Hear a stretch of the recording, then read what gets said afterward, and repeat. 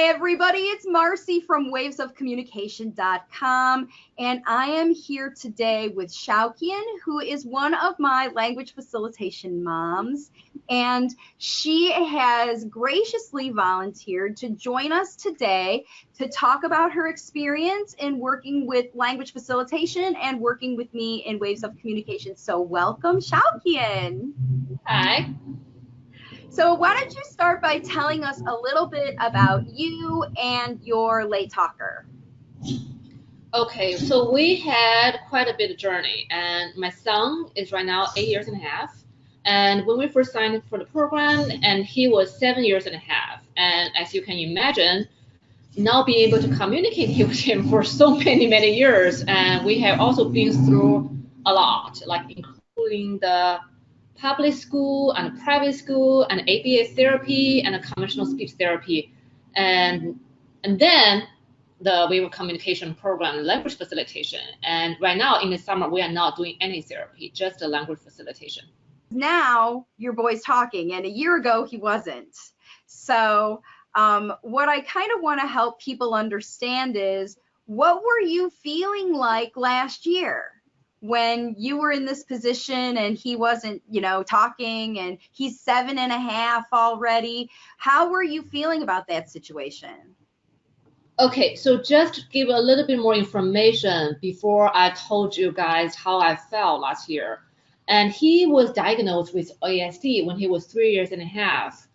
And when he was first diagnosed, the doctors thought he was mild and he was doing anything else perfectly, just no talking.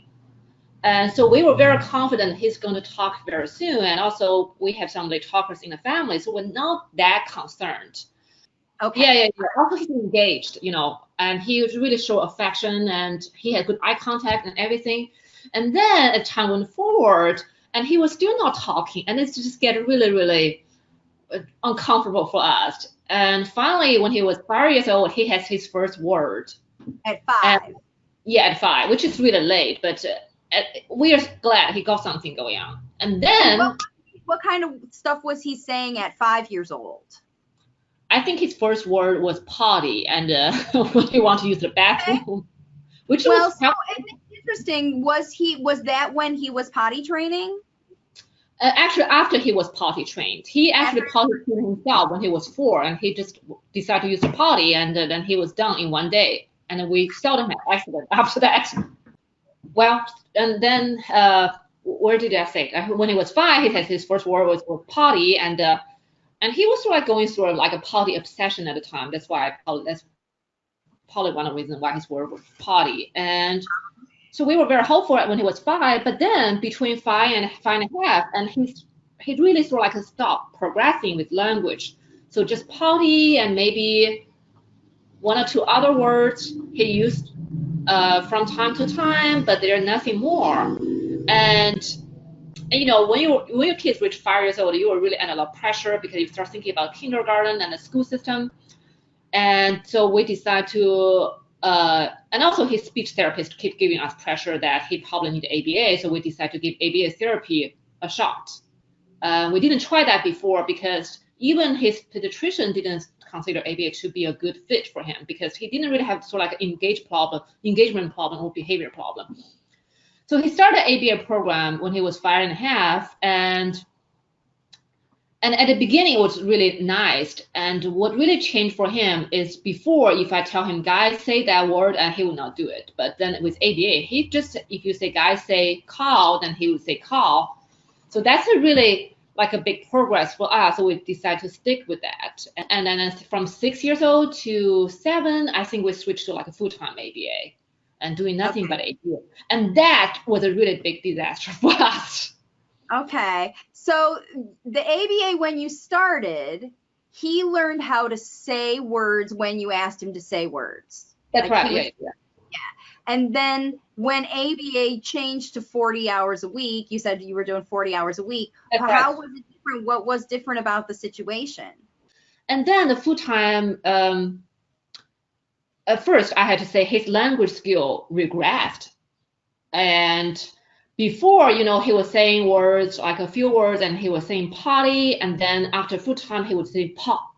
And he would say like a water, then after full time he was saying wall.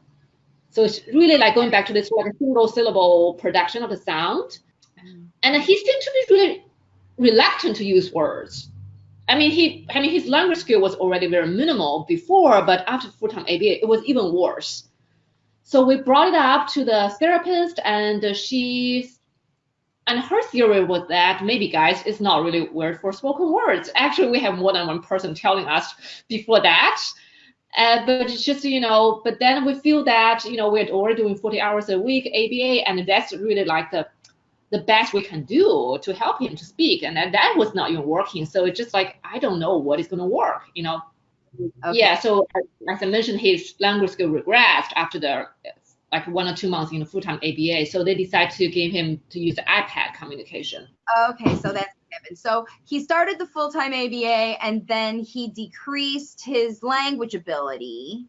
So he was saying, when they were asking him to say words, he wasn't doing it, and he started to refuse at home too. When you asked him. He started to refuse at home, and then they started trying the tablet for him, and we had some like a really weird situation, and in the report they were saying that he made a request using his tablet about 100 times a day at the ABA center, but at home we just barely get any communication with him. It's just terrible, and it's really not that convenient to use tablet at home to begin with because he was always running, and and also to us it didn't really make any sense, and he was able to say words, and so we just feel that it doesn't make sense that he's using tablet at home. We still want him to do verbal speech, but he's not doing any of that at home at that point. So it actually went down after he started full-time. And then talk about his behaviors. What happened with his behavior? Terrible. Before he started full-time ABA, his behavior was not so good, but it's not terrible. And after the full-time and the tablet, his behavior was terrible. And as I said, when he was first diagnosed, and we were not really concerned about eye contact. But during that time, I actually started realizing what it means when you say there's a lack of eye contact. So before, I didn't even understand the meaning of what eye contact means. But then I understand it, because you look at him, he's not really looking at you. And even if you look at you, he's like very, very fast, and he shifts his eyes. And that's different. That happened. That changed after ABA. Yeah. So you notice that lack of eye contact before the full-time ABA, and after the full-time ABA started, that's when you noticed that he stopped looking at you. Yeah, he stopped looking at us. Yeah. And also the temper was really bad. He was like throwing a big tantrum almost every day.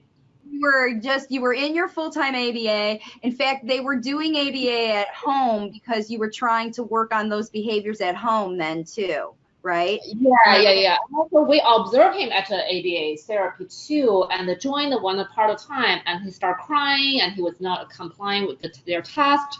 So his dad, as loving as he is, and started stepping up, trying to hug him and comfort him. And then those ABA people just look at us with like that kind of look, like, oh, what are you doing? You are really interfering with our schedule.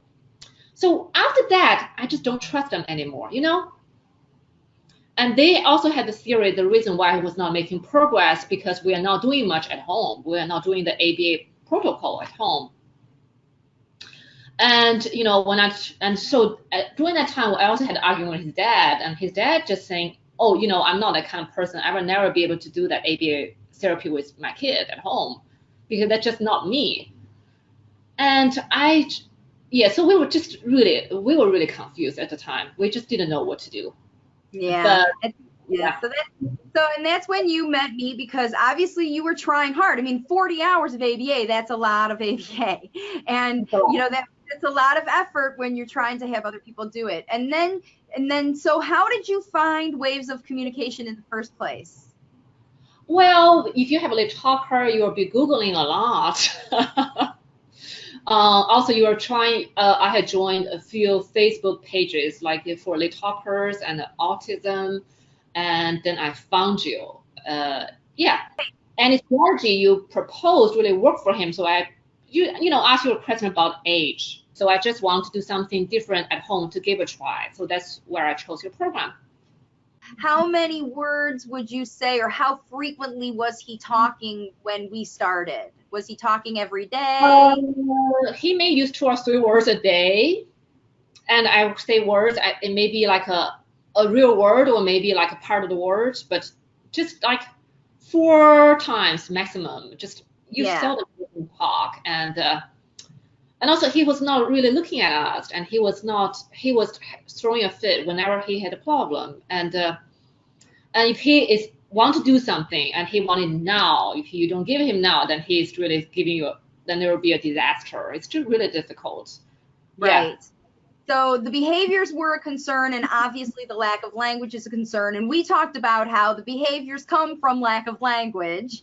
And That's so right. Yeah. when you facilitate language that replaces these behaviors, the behaviors go away. And so that's the strategies that we started with, were some simple language to show him what the language is for those big behaviors. And how long was it till you saw a difference in behaviors just from teaching him those words? And he wasn't even talking yet, but how soon did you start to see the behaviors change? Well, I think it took a longer time to see the behavior change than the language came first, then the behavior change. I think we really saw the behavior change this spring and this summer. And he is so easy now. And you can see that now I'm taking him to every place. Right. Yeah. Yeah.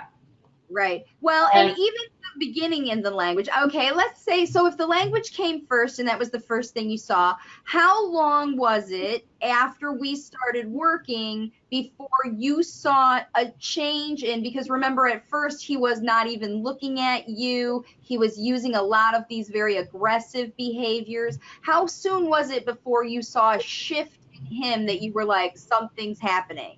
Something's working here? I think within 2 weeks, and he started saying more words, or at least he's trying to say more words. And then within a month, I see better eye contact.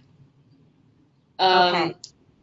Yeah, he was still having some tantrum like in that month, but I see him looking at me, and also oh, okay. Actually, I have one thing I really want to add. I think within a month, I start to noticing something which is called joint attention.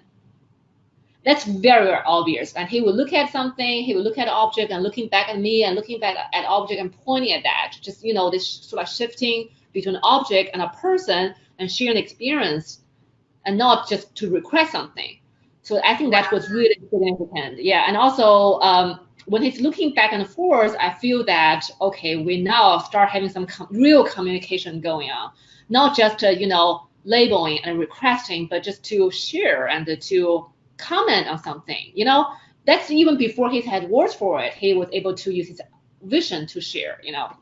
Right. So he wasn't even really using his behaviors to communicate those feelings. He was really using his behaviors to get away from you. Like even before he started saying words for I love you, you saw more, I want to be in your space, I want to look at you, I want to show you what I'm doing, I want to engage with these things. Because before you would bring like the flashcards or a toy to play and he would go away from you. That's right. That's right. And within a month, I saw him just really trying to share what he's doing with me. And very soon he would work for it too. I definitely saw something which is called joint attention.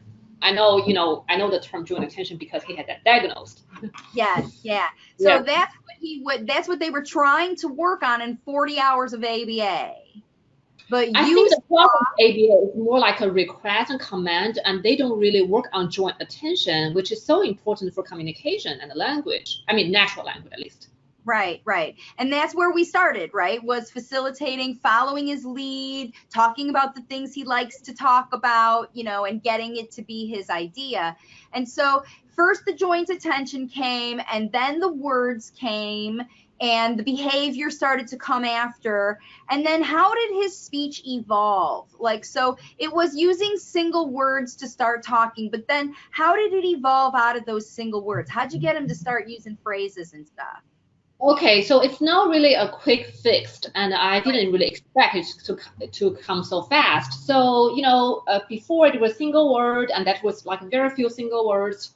And, just your strategy, if he say, help, and I would say open bottle, just sort of translate what he wants to say into something more appropriate. And also, I think that's very important. The strategy you taught me, each time I say something to him, I make sure he's looking at me.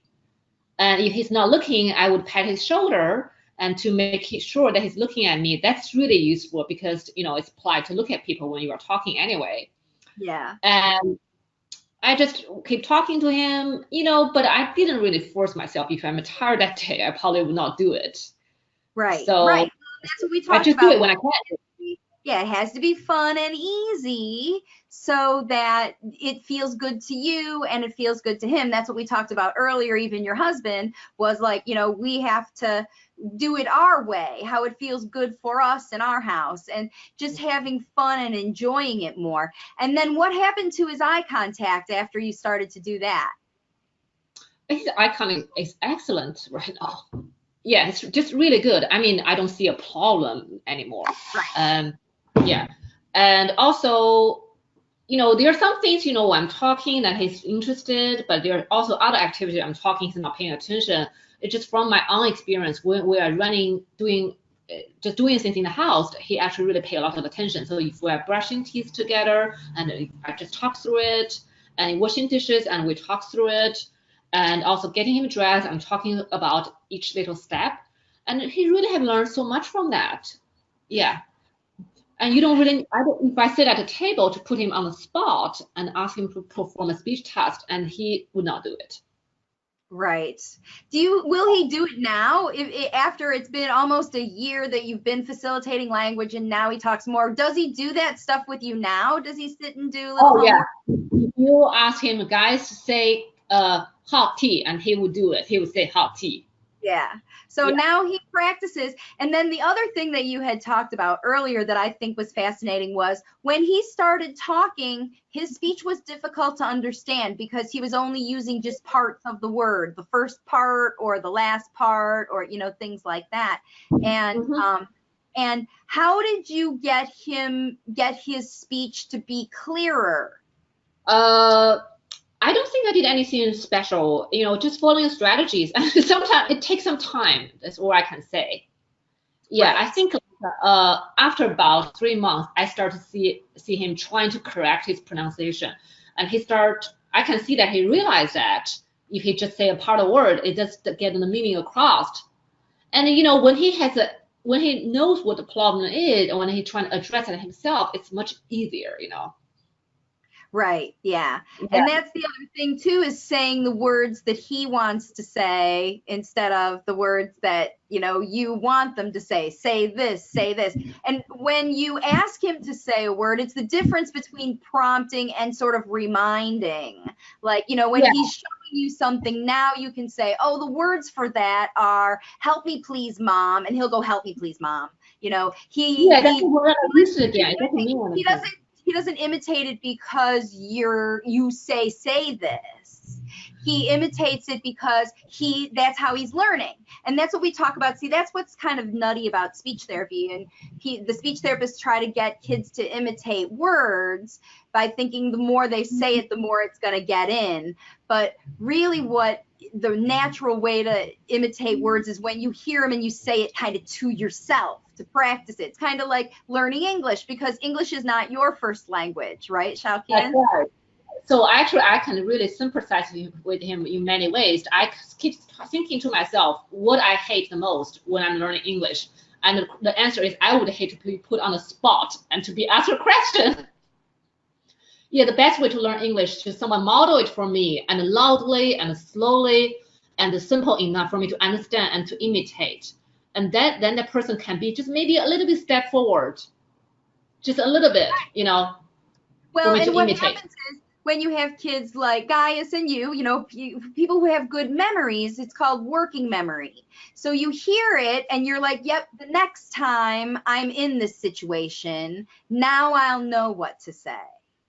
And that's how we learn language. That's how we learn it moving forward. You learn it in the moment, but you don't have to practice it and do the tests right now. It's like when you go and you're teaching a class and you teach the theory and then you discuss it, but then you don't have the test till the end of the week, the end of the semester, the end of the whatever, right?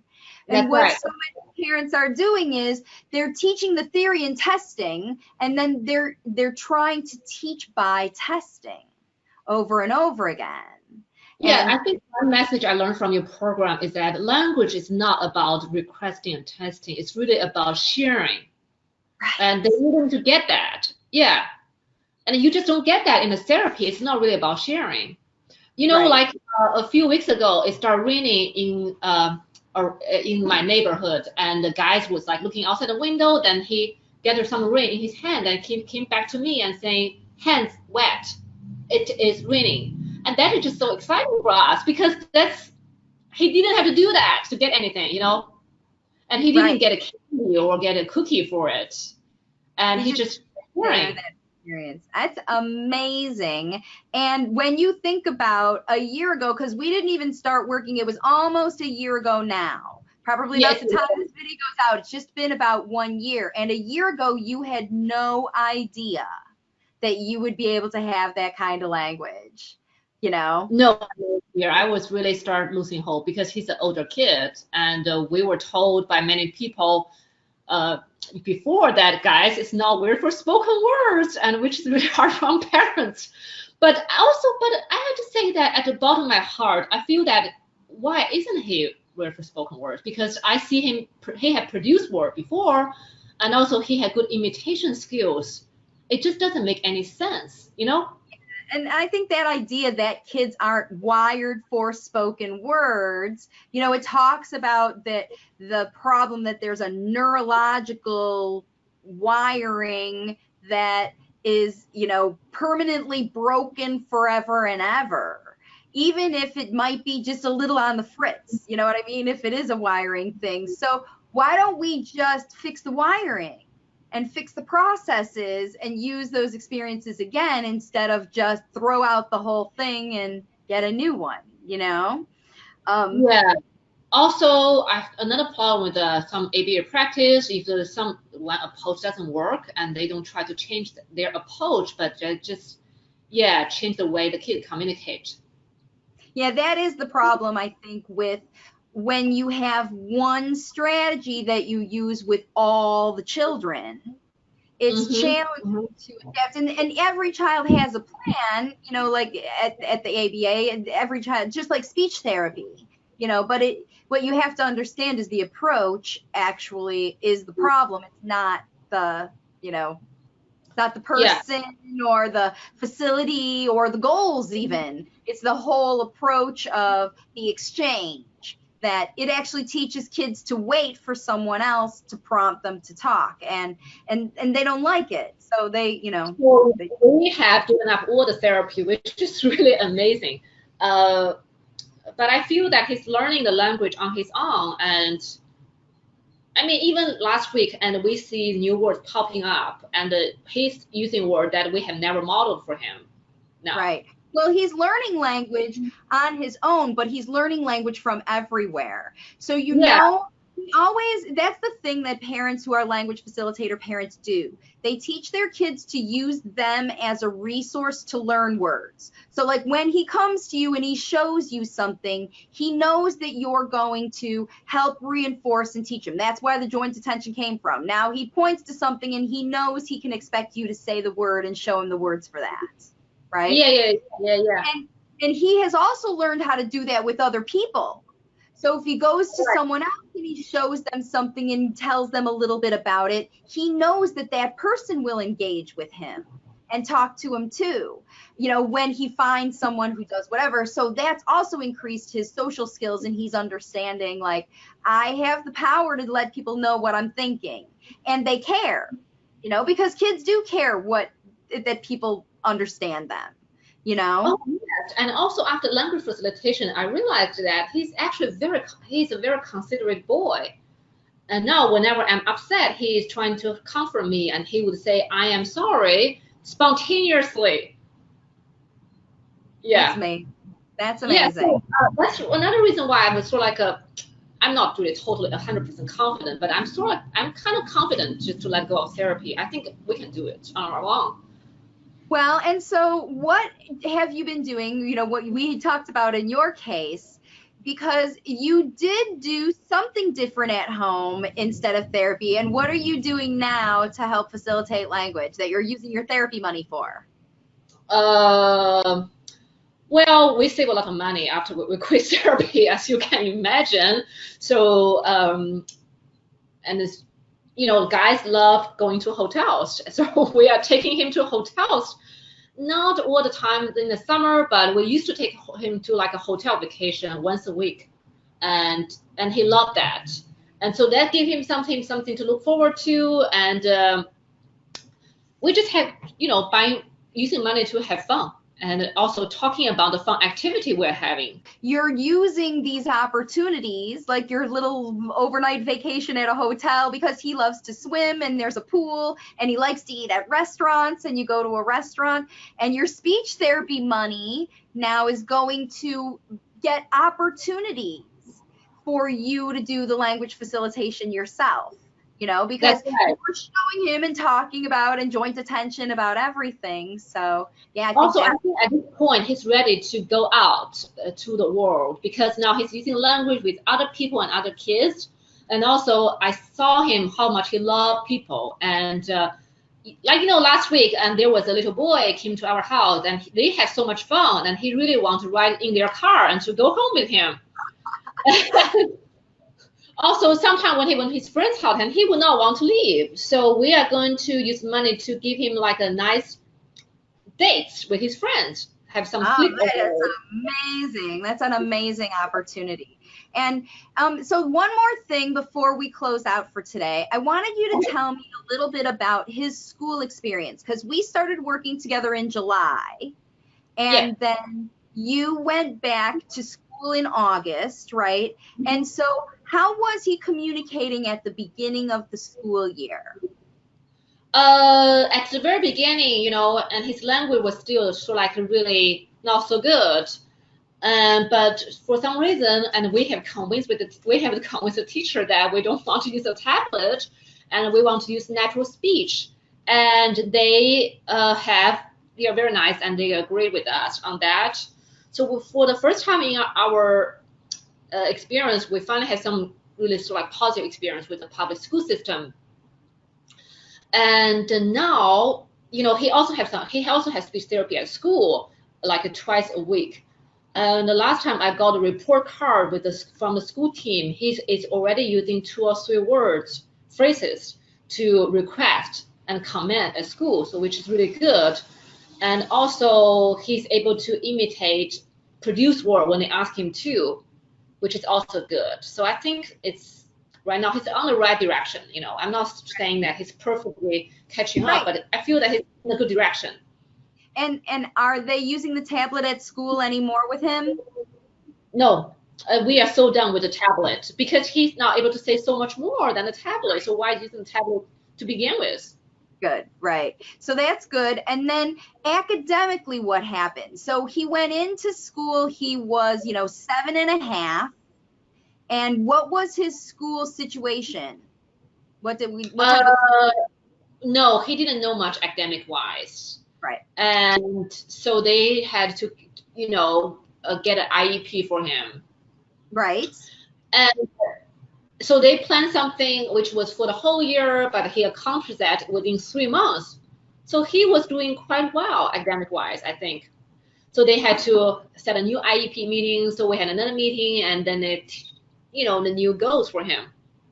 Now, was it considered a kindergarten class or a first grade class? Yeah. What kind of? Kindergarten class, and he finished the kindergarten curriculum in 3 months.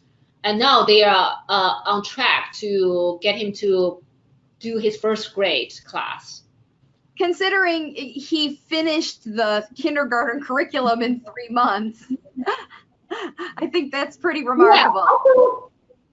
Also, I think he's smart. So it's like, I'm not so concerned about his academic performance. I really want him to communicate. That's so much more important to me than academic performance. When the school ended in May, I got a note from his teacher, and the note said, the teacher says, guys is doing so well in his speech, and please make sure he uses good speech over the summer. So there's no mention of the tablet anymore, and he's now, he's a verbal girl, a verbal boy, and he's using speech all the time. Yeah, yeah. Well, and that's what we want, right? That's what language facilitation is. When you get on the language facilitation, there was always up and downs, even nowadays. There are some days when guys was saying so much and it just talks all day. And we still get some days he was quite silent. And I don't think that's unusual. So right now I'm more used to him riding on this up and downs, So sometimes when we have like a not so good day, I'm not freaked out anymore. And I know the bad days actually are in preparation for good days to come. Right. Yeah, I think that's the best part about language facilitation is we always acknowledge and honor the kids' feelings and the mom's feelings, because if it isn't fun, it isn't fun for the kids, of course, but moms will give up their own fun for their kids in a heartbeat. They just do it all the time. And you have learned that when you give up the worry and just have fun, you always get more language, always. The lifetime program is that we move through all the stages, because first he wasn't talking at all. Then we had to work on, we got talking and we worked on behaviors. We had to work on getting speech clarity going. We had to work on stretching out and getting things longer. We had to work on talking to other people. We also had to get coaching to help with school, to get them on board, to understand not to use the iPad anymore. And then we also had to work with his dad and help his dad learn how to do things, because you travel and you're gone sometimes and he's home with dad alone. All of those things, that's what's so great about the lifetime program. Okay, let's wrap this up. Thank you so much, Shaoqian, for joining us today to talk about your experience, with language facilitation and the other things that you did. And we are so thrilled, I know I am, so thrilled to see your progress with Gaius. And I join you in your hope, and I'm right here with you to help you with the whole journey so that we can get him doing all the conversational talking that you want in the future. So thanks again for sharing. Thanks everybody for joining today. I hope this video was helpful for you, this interview. Thanks one more time again for Shaoqian for joining us today, and I'll see you all on my next video. Okay, bye-bye.